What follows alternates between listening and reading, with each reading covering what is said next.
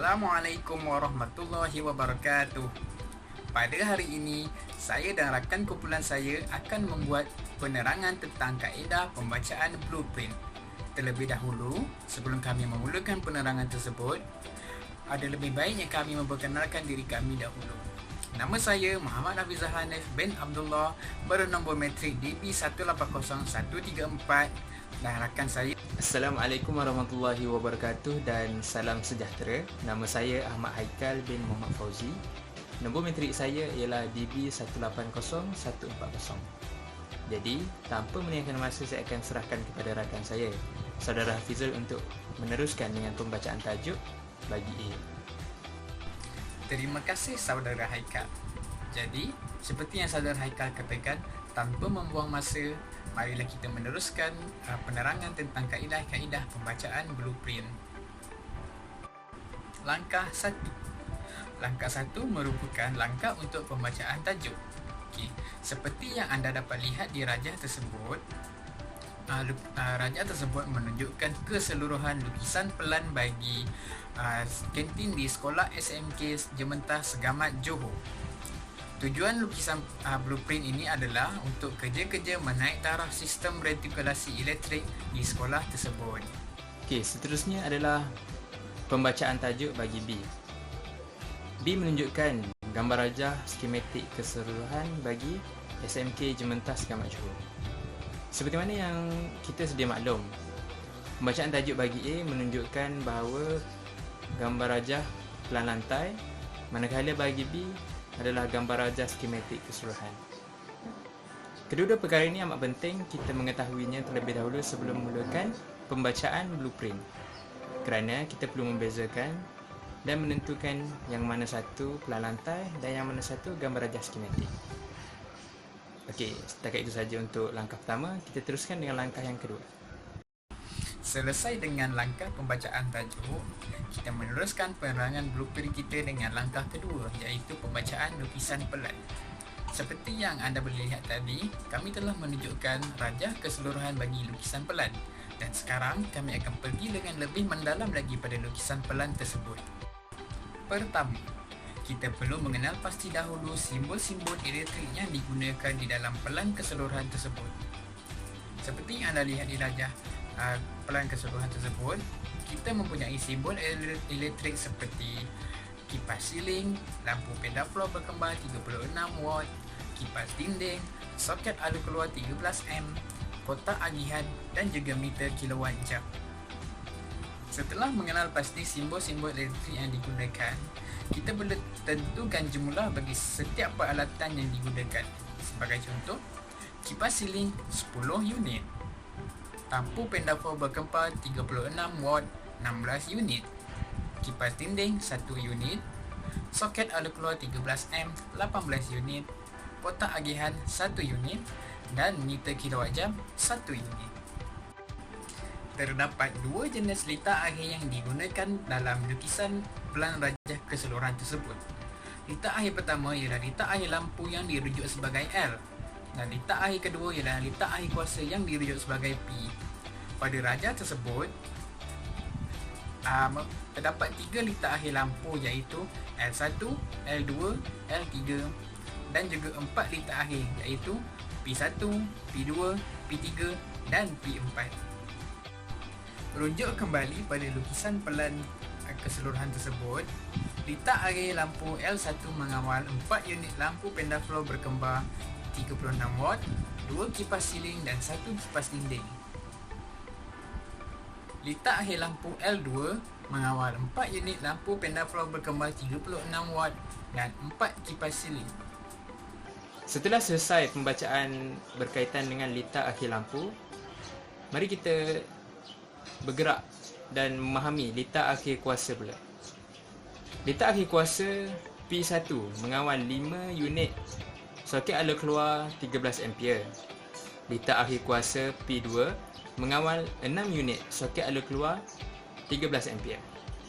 Seterusnya, litar kuasa P3 mengawal 4 unit soket alur keluar 13 ampere, dan akhir sekali litar akhir kuasa P4 mengawal 3 unit soket alur keluar 13 ampere. Penerangan tadi merupakan penerangan tentang pembacaan lukisan pelan. Sekarang, kami akan meneruskan penerangan tentang pembacaan lukisan lita skematik bagi kantin di SMK Jementas Segamat Johor. Pertama, sama dengan langkah di lukisan pelan tadi, iaitu kita perlu mengenal pasti simbol elektrik yang digunakan. Seperti yang anda dapat lihat daripada rajah di lita skematik, simbol-simbol yang digunakan adalah bar terminal bumi, 60M double pole MCCB, pembumian meter kilowatt jam, 63M double pole RCCB 30 mA, 63M double pole RCCB 100 mA, MCB 6M, MCB 32M, lita akhir kuasa, lita akhir lampu, fuse pemotong dan juga penghubung neutral. Okey, seterusnya berkaitan dengan penggunaan kabel yang telah dinyatakan di dalam gambar rajah skematik ini. Terdapat 4 jenis kabel yang digunakan. Okey, yang pertama sekali, penggunaan kabel pada suis utama, iaitu selepas bekalan daripada TNB. Kabel yang digunakan adalah 2 darab 16 SQ mm PVC tambah dengan 1 darab 16 SQ mm PVC CPC in the trunking. Maksudnya di sini, wayar yang digunakan adalah setebal ataupun diameternya berukuran sebanyak 16 mm dan bilangan wayarnya adalah 3, iaitu 2 tambah dengan 1, 3. Wayar-wayar ini berada di dalam trunking seperti yang telah dinyatakan in the trunking. Okey, seterusnya adalah kabel bagi pembumian. Kabel yang digunakan adalah 1 darab 16 SQ mm green PVC earth cable. Okey, itu merupakan ketebalannya seperti mana yang telah dinyatakan pada penggunaan kabel di suis utama. Ia juga menggunakan diameter 16 mm. Seterusnya, pada pembumian ini terdapat 16 mm DIA darab dengan 3000 mm copper jacketed steel core earth electrode CW heavy duty per cast concrete earth chamber. Ia merupakan earth chamber yang ditanam dalam bumi, dalam tanah. Okey, seterusnya adalah penggunaan kabel bagi lita akhir lampu. Kabelnya ialah 2 darab 1.5 SQ mm PVC tambah 1 darab 1.5 SQ mm PVC CPC in surface JS conduit. Jadi pada lita akhir lampu, ketebalan kabel ataupun diameter kabel ialah 1.5 mm dan bilangan kabelnya ialah sebanyak 3. Okey, seterusnya kabel yang digunakan pada lita akhir kuasa ialah 2 darab 2.5 SQ mm PVC tambah dengan 1 darab 2.5 SQ mm PVC CPC in surface JS conduit. Jadi, untuk lita akhir kuasa, diameter yang digunakan ialah sebanyak 2.5 mm. Ia lebih besar berbanding pada lita akhir lampu. Dan bilangan kabelnya ialah sebanyak 3. Jadi itu saja untuk penggunaan kabel. Jadi saya rangkulkan kembali. Terdapat 4 kabel yang digunakan. Pertama sekali pada suis utama, iaitu 16 mm.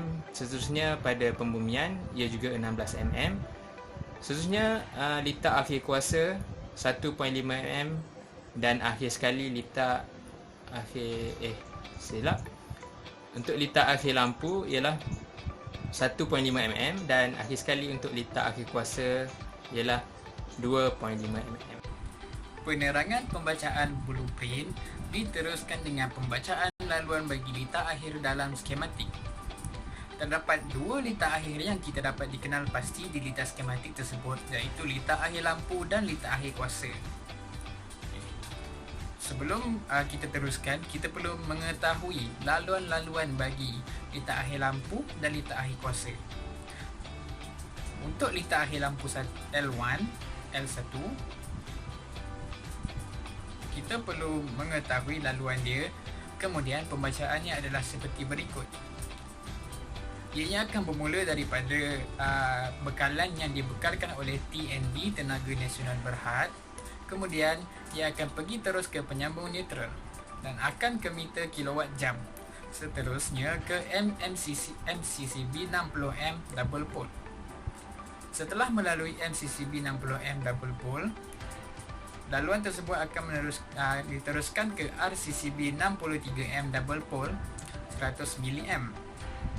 Setelah pergi ke RCCB tersebut, laluannya akan pergi ke MCB 6M dan akan ke beban L1, iaitu beban 4 unit lampu pendaflow 36 watt berkembar, 2 unit kipas siling dan 1 unit kipas dinding. Okey, seterusnya adalah pembacaan ataupun pembacaan laluan bagi litar akhir lampu L2. Bagi litar akhir lampu L2, seperti biasa, dia akan bermula dengan bekalan yang disalurkan oleh TNB. Seterusnya akan melalui penyambung neutral dan akan ke meter kilowatt jam. Setelah melalui meter kilowatt jam, ia akan melalui main switch, iaitu MCCB 60 ampere. Setelah melalui MCCB 60 ampere, dia akan pergi ke RCCB 63 ampere dan kecekapannya adalah 100 miliampere bagi litar akhir lampu. Setelah melalui 63 ampere, 100 miliampere, dia akan melalui 6 ampere, iaitu MCB 6 ampere. Dan akhir sekali, MCB 6 ampere akan mengawal ataupun keselamatan bagi 4 lampu pendaflow dan 4 unit kipas siling. Selesai tentang litar akhir lampu, kita meneruskan penerangan kita tentang litar akhir kuasa. Untuk litar akhir kuasa, laluannya hampir sama dengan litar akhir lampu, cuma akan berubah sedikit pada RCCB dan juga pada MCB. Laluannya bermula daripada bekalan elektrik yang dibekalkan oleh Tenaga Nasional Berhad TNB, seterusnya bersambung dengan penyambung neutral. Kemudian akan pergi ke meter kilowatt jam dan akan pergi ke MCCB 60M double pole. Seterusnya akan ke RCCB 63M double pole 30 mAh. Dan yang terakhir sekali akan pergi ke MCB 32M dan terus ke beban, iaitu untuk P1 akan mengandungi beban 5 unit 13M soket alur keluar. Okey, seterusnya adalah pembacaan laluan bagi litar akhir kuasa L2. Okey, seperti biasa, untuk pembacaan laluan dia akan bermula dengan bekalan yang disalurkan oleh TNB. Seterusnya akan melalui penyambung neutral ataupun neutral link. Selepas itu akan ke meter kilowatt jam. Setelah melalui meter kilowatt jam, bekalan elektrik akan melalui 60 ampere MCCB, iaitu main switch. Setelah melalui main switch, dia akan melalui 63 ampere 30 miliampere. Kerana ini merupakan litar akhir kuasa dan kecekapannya adalah 30 miliampere. Setelah melalui 63A 30 miliampere RCCB, ia akan melalui MCB 32 ampere. Setelah melalui MCB 32 ampere, litar akhir kuasa ini mengawal sebanyak 6 unit soket alur keluar 13 ampere. Litar akhir simpanan diwajibkan dalam membuat pendawaian elektrik. Ia merupakan satu syarat tetap yang telah ditetapkan oleh TNB dan juga Suruhanjaya Tenaga ST. Tujuan litar akhir simpanan adalah sebagai penambahan. Jika ada apa-apa penambahan untuk komponen ataupun peralatan elektrik setelah pendawaian elektriknya asal sudah siap, jadi bekalannya kita akan ambil daripada litar akhir simpanan. Dari segi penambahbaikan bagi lukisan-lukisan pelan dan juga lukisan skematik bagi kantin di Sekolah Menengah Kebangsaan Jementas Gamat Johor, kumpulan kami mencadangkan untuk menambahkan beberapa alat-alatan keselamatan seperti penggera kebakaran dan juga kipas exhaust. Kerana seperti yang kita tahu, kantin digunakan untuk memasak dan ianya mudah untuk berlaku sebarang kebakaran. Jadi untuk mengelakkan perkara itu berlaku dan untuk mencegah daripada perkara itu berlaku juga, kami mencadangkan untuk menambah penggera kebakaran dan juga kipas exhaust. Kami telah sampai ke penghujung bagi penerangan tentang kaedah pembacaan blueprint. Seperti yang dapat anda lihat dan dengar daripada penerangan kami telah menerangkan segala jenis langkah dalam pembacaan blueprint dengan jelas dan mudah. Apa yang kami harapkan ialah ianya dapat membantu anda dalam pembacaan blueprint pada masa akan datang. Sekian daripada saya dan Ahmad Haikal. Wassalamualaikum dan terima kasih.